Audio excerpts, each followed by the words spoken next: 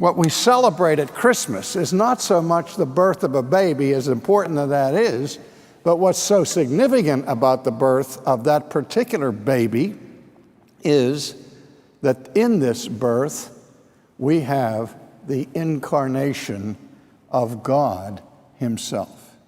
And incarnation means a coming in the flesh. We know how John begins his gospel. In the beginning was the Word, and the Word was with God, and the Word was God. So in that very complicated introductory statement, he distinguishes between the Word and God, and then in the next breath identifies the two. The Word was with God, and the Word was God. And then at the end of the prologue, he says, and the Word became flesh and dwelt among us. Now, in this enfleshment, if you will, of Christ appearing on this planet, it's not that God suddenly changes through a metamorphosis into a man, so that the divine nature sort of passes out of existence or comes into a new form of fleshiness. No, the incarnation is not so much a subtraction as it is an addition, where the eternal second person of the Trinity takes upon himself a human nature and joins his divine nature to that human nature for the purpose of redemption. In the 19th century, liberal scholars propounded a doctrine called the kenotic theory of the incarnation.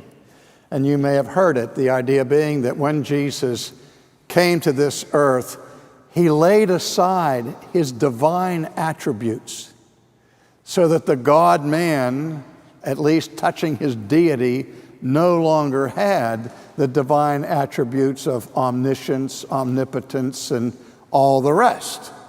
But of course, that would totally deny the very nature of God, who is immutable. Even in the incarnation, the divine nature does not lose his divine attributes. He doesn't communicate them to the human side. He doesn't deify the human nature.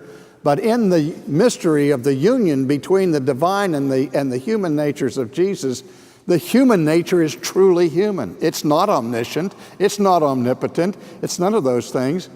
But at the same time, the divine nature remains fully and completely divine. B.B. Warfield, the great scholar at Princeton, in remarking on the kenotic theory of his day, said the only kenosis that theory proves is the kenosis of the brains of the theologians who are propagating it, that they've emptied themselves of their common sense. But in any case, what is emptied is glory, privilege, exaltation. Jesus, in the incarnation, makes himself of no reputation.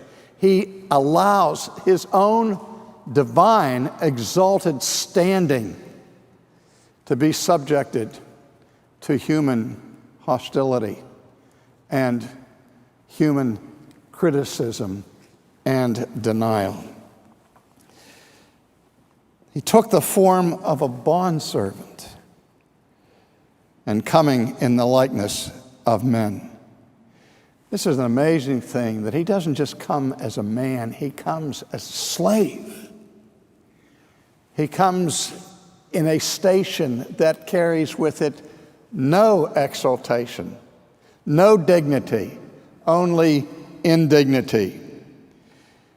And being found in appearance as a man, he humbled himself and became obedient even to the point of death, the shameful death of the cross.